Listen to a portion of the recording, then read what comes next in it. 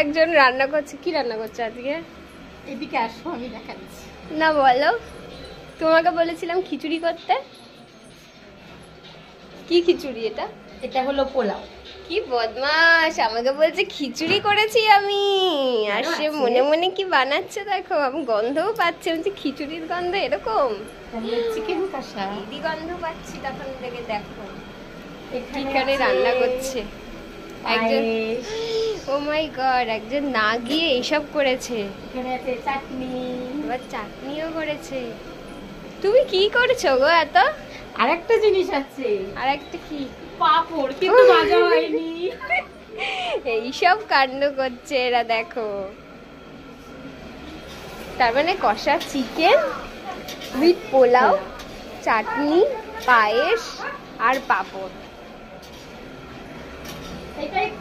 এটা কার স্পেশাল? কিসের স্পেশাল জন্য? কিসের জন্য করছো? কিসের জন্য সেটাই তো আমি জিজ্ঞেস করছি। এটা কিসের জন্য? আপনারা যদি এরকম রাঁধুনি হায়ার করতে চান, কাইন্ডলি আমাকে ইনবক্স করুন বা কমেন্ট করুন, ঠিক আছে? আপনার নামটা একটু বলে দিন। নামটা বলে দিন। জানি না। রানু মণ্ডল।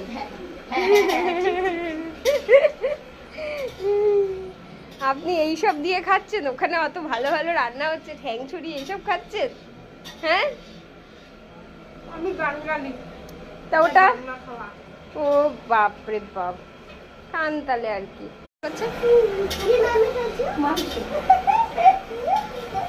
কি করছে দেখো, এ কি করছে? এই দুটো হাবাদের কাণ্ড দেখো। এই কড়াইয়ের মধ্যে ঢুকে যাবি। এই সর এখান থেকে, সর। এগুলো সব আমার জন্য রান্না হচ্ছে। এই কি জোরে মারলো। সব আমার জন্য রান্না হচ্ছে, সর। তো দিদুন খায় না, নিরামিষ খায়। আমি কতক্ষণ ধরে দাঁড়িয়েছি খাবো বলে, আর এ দিদুনকে নিয়ে আসছে একবার বলছে এ খাবে ও খাবে। বলো, এগুলো আমার রান্না হচ্ছে মানে আমি খাবো, তাই না? তাই তো, এগুলো সব আমার জন্য তো।